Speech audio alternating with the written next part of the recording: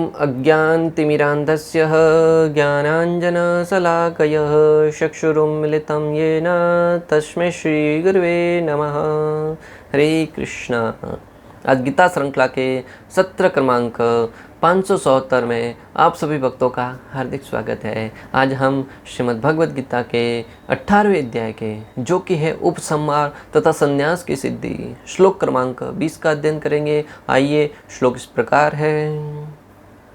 सर्वभूतेषु यन एकं भावम् अव्ययम् इक्षते अविभक्तं विभक्तेषु तत् ज्ञानं विद्धि सात्विकम्। अर्थात भगवान श्री कृष्ण कहते हैं कि जिस ज्ञान से अनंत रूपों में विभक्त सारे जीवों में एक ही अविभक्त आध्यात्मिक प्रकृति देखी जाती है, उसे ही तुम सात्विक जानो। पिछले श्लोक में भगवान श्री कृष्ण ने कहा था कि 3 प्रकार के गुणों का ज्ञान का 3 प्रकार के गुणों के आधार पर उस ज्ञान को किस प्रकार ग्रहण करता है व्यक्ति, उसके बारे में वर्णन करेंगे। तो इस श्लोक में 18.20 में भगवान श्री कृष्ण सात्विक ज्ञान का वर्णन कर रहे हैं। कहते हैं कि जो व्यक्ति अलग अलग विभक्त जीवों में, कोई मनुष्य में है, कोई पशुओं में है, कोई देवता शरीर में है, कोई कीट पतंगा, अनेक प्रकार के जीवों में, भले वो किसी भी योनि में क्यों न हो, जब व्यक्ति को ऐसा विवेक हो जाता है कि प्रत्येक जीव के अंदर भगवान श्री कृष्ण परमात्मा रूप में और भगवान श्री कृष्ण का अंश आत्मा रूप में प्रत्येक जीव में उपस्थित है, स्थित है। मेरे अंदर भी आत्मा है, उस नन्हे से कीड़े में भी आत्मा है, मेरे अंदर भी आत्मा है और उस पेड़ में भी आत्मा है। इस प्रकार जब समस्त जीवों को आत्मा की दृष्टि से देखने लगे, वह व्यक्ति सात्विक गुण में स्थित माना जाता है। जैसा कि भगवान श्री कृष्ण भगवद गीता 5.18 में कह चुके हैं, विद्या विनय संपन्ने ब्राह्मणे गविहस्तिनी सुनिचैव स्वपाकेश पंडित समदर्शिन। एक साधु, एक पंडित की परिभाषा बताते हुए कहते हैं कि कोई व्यक्ति मात्र गेरुआ वस्त्र धारण करके, तिलक लगाकर या शिखा रखकर, कंठीमाला धारण करके कोई साधु नहीं बन जाता। जो व्यक्ति साधु स्वभाव का है, उसको जानना है तो समझिए कि वो किस प्रकार का आदान प्रदान अलग अलग जीवों के साथ करता है। जो वास्तविक पंडित है, जो वास्तविक बुद्धिमान है, वह हाथी, घोड़ा, गाय या किसी मनुष्य या किसी कुत्ते में भी सम्मान तरीके से उनके साथ व्यवहार करता है। सम्मान तरीके से व्यवहार करने का क्या अर्थ है कि प्रत्येक जीव को आत्मा के स्तर पर देखता है। हालांकि कुत्ते के साथ कुत्ते जैसा व्यवहार करता है, उसको रोटी खिलाना है, उसको घर के बाहर रखना है, और साधु को घर पे बुलाना है, उसकी सेवा करना है, गौ माता को और ऊंचा दर्जा देना है और उसके साथ आदान प्रदान करना है। हाथी के साथ अलग प्रकार का व्यवहार, परंतु वह उनमें भेद नहीं करता कि ये निकृष्ट है, ये वैसा है, ये वैसा है। प्रत्येक जीव को आत्मा की दृष्टि से देखता हुआ उनके साथ करुणा में व्यवहार करता है। साधुओं का सम्मान करता है और कुत्ते के ऊपर करुणा करता है। आज अगर प्रत्येक व्यक्ति में यह भाव आ जाए तो जीवन में लोगों को अनेक प्रकार के दुखों से बचाया जा सकता है। अरे इस जीवों को तो छोड़ो, आज का मनुष्य एक दूसरे मनुष्य की जान लेने के लिए उतावला है। मात्र और मात्र धर्म के नाम पर, संप्रदाय के नाम पर, जाति के नाम पर, अनेक प्रकार के रंग भेद के नाम पर एक व्यक्ति दूसरे व्यक्ति की जान लेने के लिए हमेशा उतारू रहता है। और आए दिन हम ऐसी घटनाओं के बारे में सुनते हैं कि उस स्थान पर किसी एक धर्म के व्यक्ति ने दूसरे धर्म के व्यक्ति की हत्या कर दी, और सामूहिक रूप से कई लोगों को सिर्फ और सिर्फ इसलिए मारा गया क्योंकि वो किसी अन्य धर्म से बिलोंग करते थे, किसी अन्य धर्म से वो आते थे। कितना निंदनीय बात है, कितनी घृणित बात है कि हम किसी जाति या धर्म के नाम पर, अरे जीवों को तो छोड़ो, मनुष्यों को भी मारने से पीछे नहीं हटते। जो उस परम ईश्वर भगवान श्री कृष्ण की सर्वश्रेष्ठ कला रचना है, उसकी सुंदरता का परिचय प्रदान करने वाली है। जब व्यक्ति को ऐसा विवेक हो जाएगा तो वह प्रत्येक जीव के प्रति करुणा का भाव रखेगा। अगर आप देखिएगा, जो वास्तविक संत स्वभाव का व्यक्ति है ना, वह सामान्य से सामान्य, छोटे से छोटे जीव को भी देखता है ना, तो उसके ऊपर करुणा करता है, दया करता है। ये उसके सत्व गुण को दर्शाता है, उसके सात्विक ज्ञान को दर्शाता है। यह श्लोक सात्विक ज्ञान का वर्णन करता है, जिस ज्ञान के द्वारा व्यक्ति एक अविनाशी जीव अव्ययम एकम को क्रमशः विभिन्न विनाशी शरीरों में, सर्वभूतेषु यथा देवताओं, इंसानों और अन्य शरीरों में देखता है। यहाँ पर आचार्यगण बलदेव विद्याभूषण जी समझाते हैं कि इस श्लोक में सात्विक ज्ञान का वर्णन किया गया है। जो व्यक्ति सात्विक ज्ञानी है वह प्रत्येक जिसका विनाश होने वाला इस शरीर, भौतिक शरीर, जिस देह का अंत होने वाला है, ऐसी प्रत्येक देह में जो विनाशी है उसमें जो एक अविनाशी आत्मा है ना, उसके स्तर पर उस जीव के साथ आदान प्रदान करता है। उसके साथ प्रत्येक विभक्त आत्म शरीरों में जो भौतिक दृष्टि से भले कोई देवता के स्तर पर है, कोई पशु के स्तर पर, कोई मनुष्य के स्तर पर, उन सारे के सारे जीवों में उस परम अव्ययम दिव्य आत्मा का दर्शन करता है और उनके साथ उस परमात्मा के एक प्रकृति के रूप में उनके साथ आदान प्रदान करता है।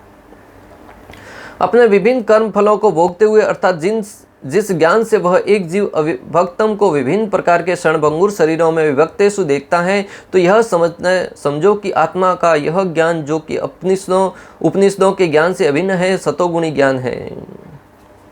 यहाँ पे थोड़ा सा भ्रमित किया जा सकता है, क्योंकि आजकल लोग या तो अज्ञानता के कारण या अन्यों को मिसगाइड करने के लिए किसी भी शब्द को अलग तरीके से प्रस्तुत करने में बहुत ही महारत हासिल है।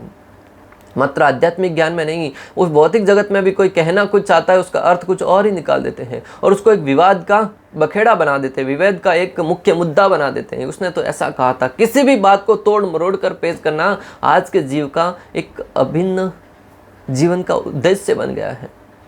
यहाँ पर कहा जा रहा है प्रत्येक विभक्त शरीर के अंदर जो विनाशी है, उसके अंदर आत्मा है, वो प्रत्येक जीव के अंदर विद्यमान है।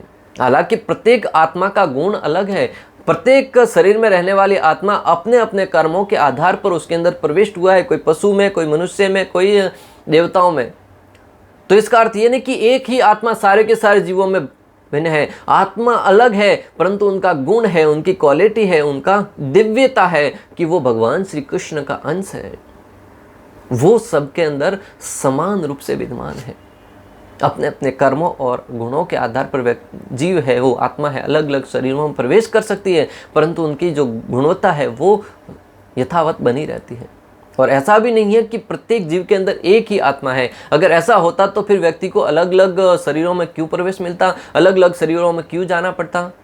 अतः इस सिद्धांत को जब हम आचार्यों के मार्गदर्शन में समझेंगे तब निश्चित रूप से इस प्रकार की भ्रांत धारणाओं से या त्रुटियों से बचा जा सकता है। तात्पर्य, जो व्यक्ति हर जीव में, चाहे वह देवता हो, मनुष्य हो, पशु पक्षी हो, यहाँ जल जंतु अथवा पौधा हो, एक ही आत्मा को देखता है, उससे सात्विक ज्ञान प्राप्त रहता है। समस्त जीवों में एक ही आत्मा है। यद्यपि पूर्व कर्मों के अनुसार उनके शरीर भिन्न भिन्न है, जैसा कि 7वें अध्याय में वर्णित हुआ है। प्रत्येक शरीर में जीवन शक्ति की अभिव्यक्ति परमेश्वर की परा प्रकृति के कारण होती है। उस एक परा प्रकृति, उस जीवन शक्ति को प्रत्येक शरीर में देखना सात्विक दर्शन है।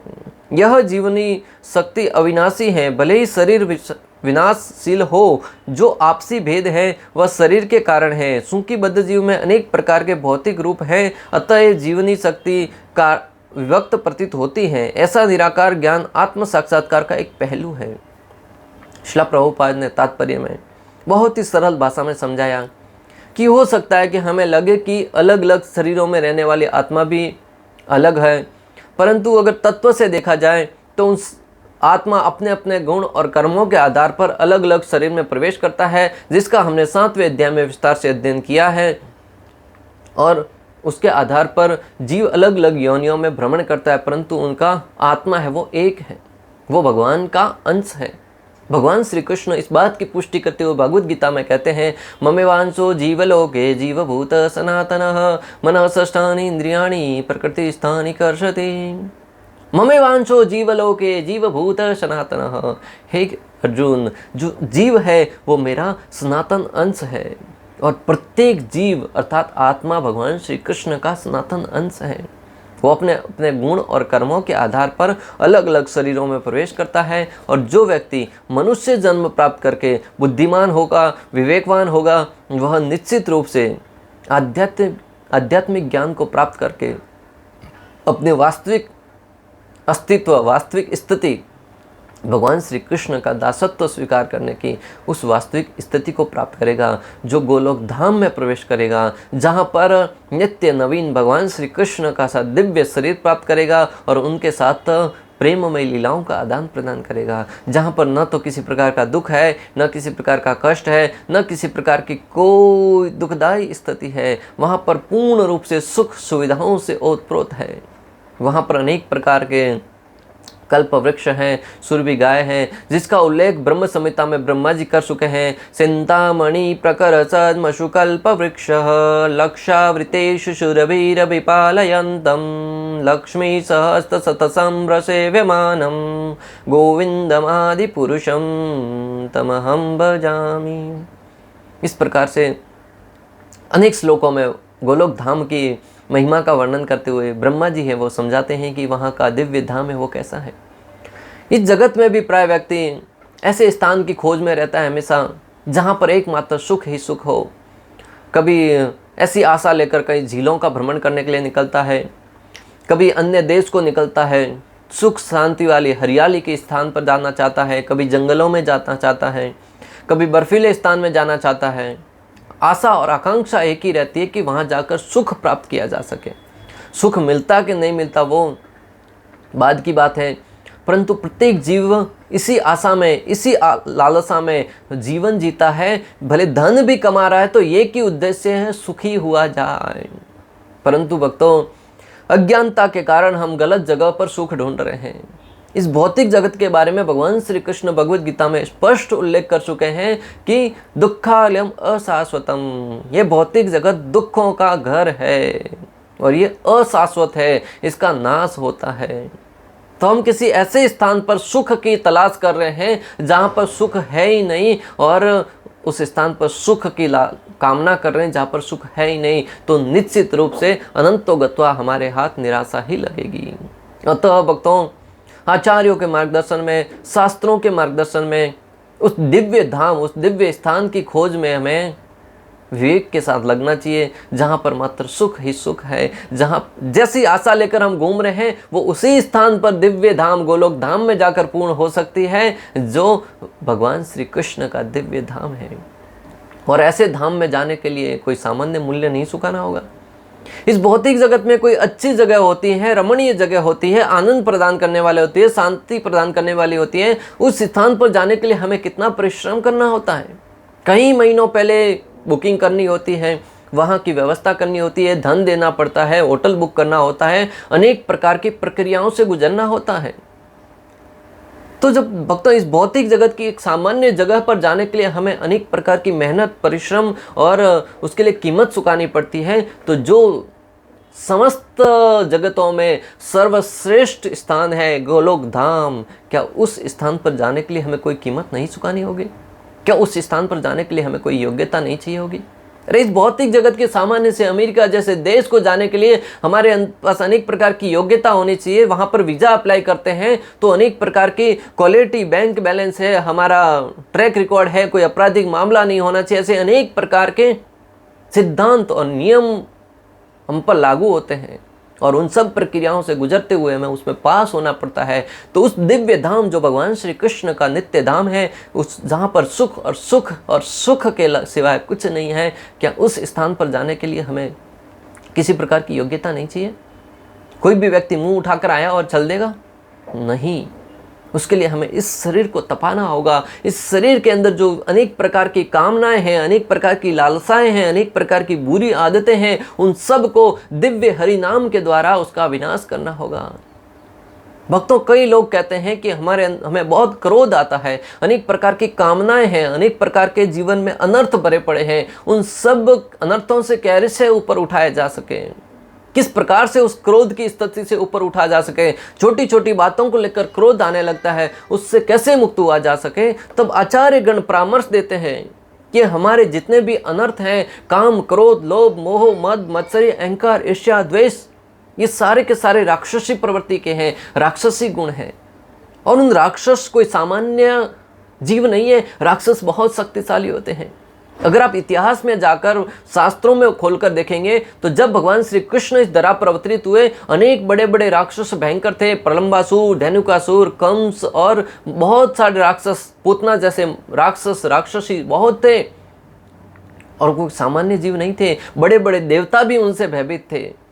उनको समाप्त करने के लिए क्या किया देवताओं ने? भगवान श्री कृष्ण से प्रार्थना करी, भगवान श्री कृष्ण से प्रार्थना करी कि इस धरा पर अवतरित हो और अवतरित होकर उन राक्षसों का वध करें। भगवान ने अपने भक्तों की प्रार्थना को सुना और वृंदावन धाम में अवतरित हुए। और जब श्री कृष्ण अवतरित हुए, उन्होंने अपने प्रारंभिक 5 दिन की उम्र से ही अनेक प्रकार के राक्षसों का वध करना प्रारंभ किया।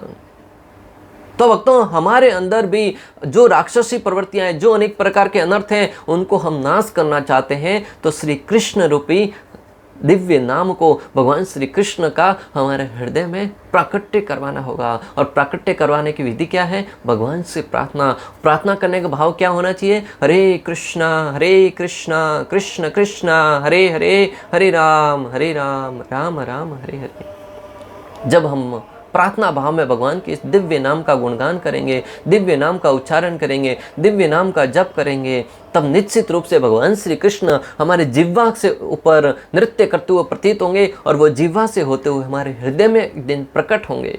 और जब हृदय में भगवान श्री कृष्ण प्रकट हुए, समस्त प्रकार के अनर्थों को, जो राक्षसी प्रवृत्ति के हैं, उन सब को स्वतः ही श्री कृष्ण नाश कर देंगे। हमें किसी प्रकार का अलग से कोई प्रयास करने की आवश्यकता नहीं होगी। कोई अनेक प्रकार के सेमिनार ज्वाइन करके अनेक प्रकार के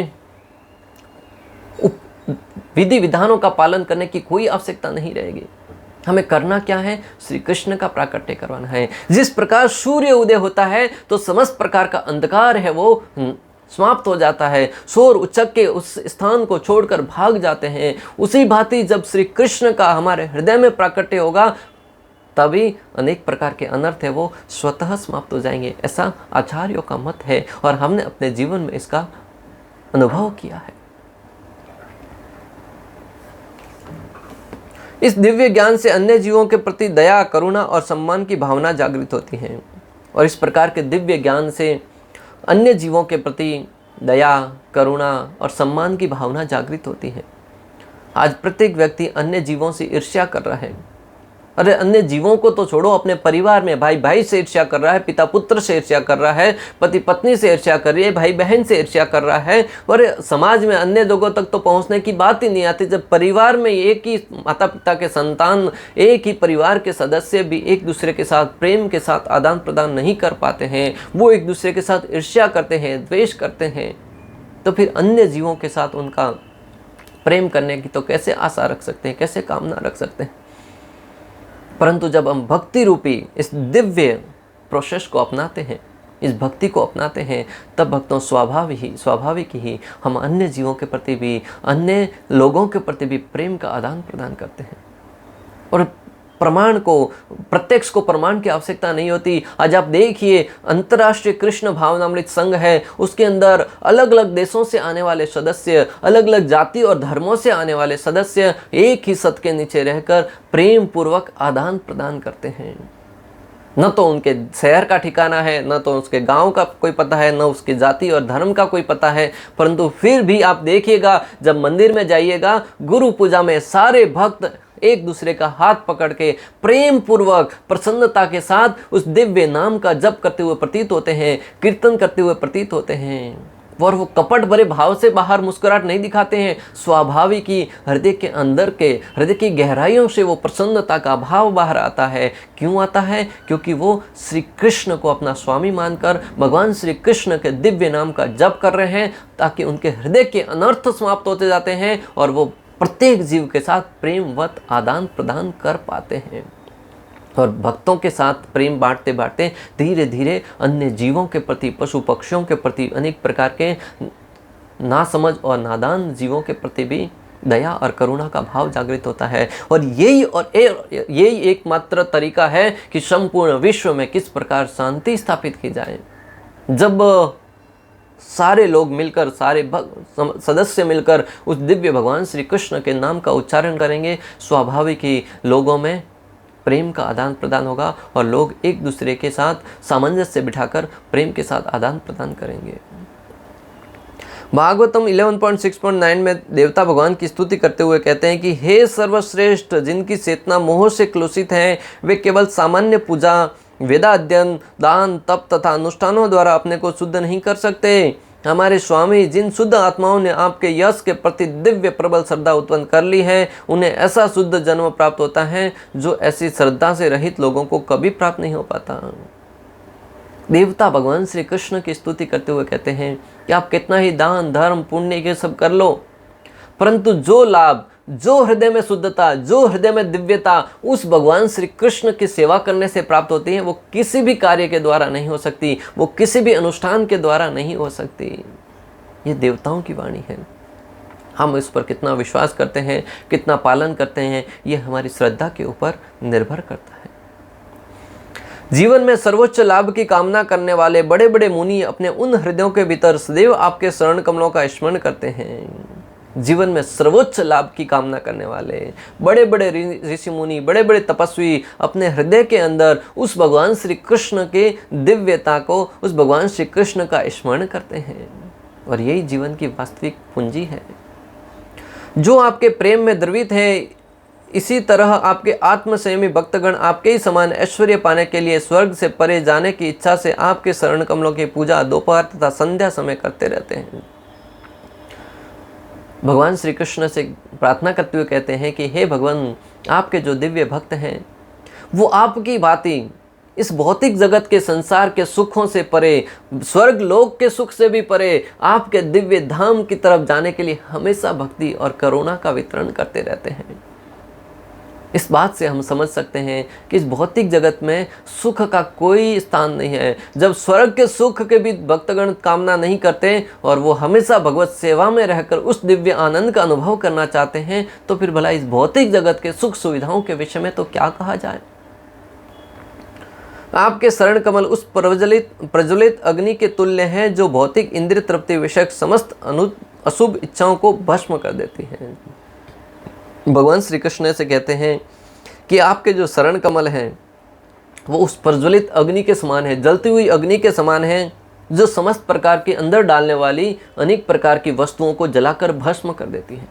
अग्नि कभी ऐसा नहीं कहती कि नहीं इसको नहीं जलाऊंगी, इसको नहीं जलाऊंगी, प्रत्येक वस्तु को जलाकर भस्म कर देती है। उसी भांति भगवान श्री कृष्ण की जो शरणागति स्वीकार करता है, भगवान श्री कृष्ण के दिव्य नाम का जो सहारा लेता है, भगवान का शरण कमल है, भगवान की वाणी है, भगवान का नाम है, उस प्रज्वलित अग्नि के समान है जो समस्त प्रकार के हमारे अनर्थों को, समस्त प्रकार की कामनाओं को, समस्त प्रकार के दुखों को, कष्टों को जलाकर भस्म कर देता है और दिव्य आनंद की स्थिति प्रदान करता है।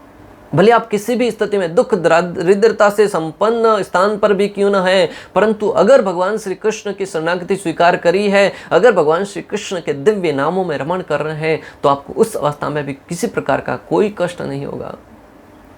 भागवतम प्रमाण है भक्तों, प्रहलाद महाराज को हानि पहुंचाने के लिए, उनको जलाकर भस्म करने के लिए उनकी बुआ होलिका ने एक षड्यंत्र रचा, क्योंकि होलिका को ब्रह्मा जी से वरदान प्राप्त था कि अग्नि उसका कुछ हानि नहीं पहुंचा सकती। इसी वरदान का लाभ उठाकर होलिका प्रहलाद को अपने गोद में बिठाकर अग्नि में बैठ गई कि मुझे तो वरदान प्राप्त है, मुझे कुछ नहीं होगा, परंतु प्रहलाद जलकर भस्म हो जाएगा। परंतु भक्तों हुआ ठीक इसके विपरीत। प्रहलाद भगवान श्री कृष्ण, भगवान श्री विष्णु के दिव्य नामों का उच्चारण करने लगा, ओम विष्णुवे नमः, ओम विष्णुवे नमः। इस प्रकार अग्नि प्रज्वलित होने लगी। देखते ही देखते जो होलिका थी वो अग्नि की चपेट में आने लगी, उसके प्रत्येक अंग को अग्नि पकड़ने लगी, वो जलते हुए रोने लगी, बिलखने लगी, कष्ट में दुखी होने लगी। परंतु नन्हा सा भक्त प्रहलाद, जिसे किसी प्रकार का कोई वरदान प्राप्त नहीं था, परंतु वो भगवान के दिव्य नामों में रमण कर रहा था, उसे वो अग्नि ठंडी ठंडी मोहक प्रदान करने वाली सितवन के समान प्रतीत हो रही थी। और वो अंत में इस प्रकार बच गए जिस प्रकार उन्होंने कोई स्वप्न देखा हो, जो भगवान श्री कृष्ण के दिव्य नाम के उच्चारण में रमण करने में मग्न थे। उसी के उपलक्ष्य में आज होलिका दहन किया जाता है कि अनेक प्रकार के अनर्थों का नाश हो सके। इस प्रकार जो व्यक्ति भगवान श्री कृष्ण के दिव्य भक्ति में लगा रहता है, इस प्रकार की भौतिक जगत के दुखों के कष्टों के होते हुए भी वो प्रहलाद की भांति समस्त दुखों से मुक्त रहकर परम शांति, परम आनंद का अनुभव करता है। इस प्रकार श्लोक क्रमांक 20 का भक्ति विधान तथा तात्पर्य पूर्ण हुआ। अंत तक हमारे साथ बने रहने के लिए आप सभी का हृदयपूर्वक प्रेम पूर्वक बहुत बहुत धन्यवाद। श्रील प्रभुपाद की जय। श्री श्री राधा गोपीनाथ भगवान की जय। श्रीमद् भगवद गीता की जय। हरे कृष्णा कृष्ण कृष्ण हरे हरे, हरे राम राम